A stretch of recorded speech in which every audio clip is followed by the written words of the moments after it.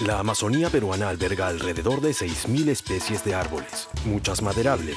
Entre ellas destaca la caoba, muy valorada gracias a su calidad, su durabilidad y la facilidad con que se trabaja. Precisamente por estas cualidades fue explotada irracionalmente, al punto que se puso al borde de la extinción. En noviembre de 2002, la Convención Internacional para el Comercio de Especies Amenazadas, CITES, la incluyó en su apéndice 2.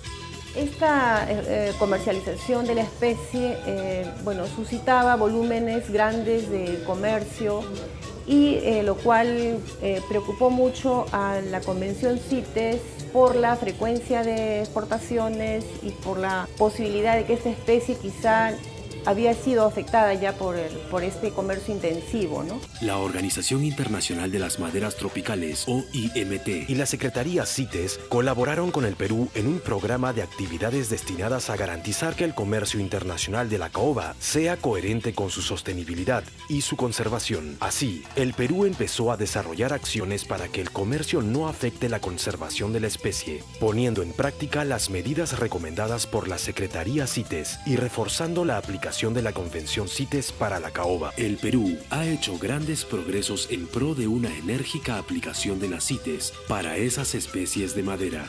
Nosotros como Ministerio de Agricultura, Autoridad Administrativa CITES, emprendimos una serie de lineamientos hacia los comerciantes de esta especie y decidimos establecer un mecanismo de verificación en el campo.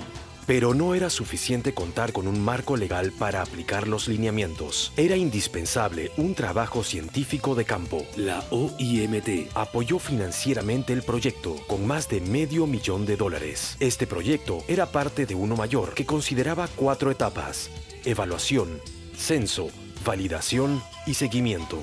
Lo primero que tenemos nosotros es reconocer cuál es el tamaño de nuestra población. El trabajo científico de campo permitió planificar la ruta a seguir y determinar las etapas progresivas, con las que el control y el registro de los árboles de caoba mejoraron mucho. No queremos tener especies que desaparezcan del mundo, sino queremos tener especies permanentes, pero con un uso racional y adecuado. La caoba se distribuye en 9 regiones del Perú, pero a partir del censo realizado, la autoridad científica CITES autorizó el aprovechamiento racional en solo 2 regiones, de acuerdo a su dictamen de extracción no perjudicial. El volumen exportado, correspondiente al cupo de exportación 2010, fue de 458 metros cúbicos de madera aserrada, mientras que en 2005 fue de 23.600 metros cúbicos, cantidad que, como puede apreciarse, se está reduciendo drásticamente. A nosotros no nos debe interesar tanto cuánto es el volumen que el país está exportando, porque al final lo que interesa son los árboles en pie.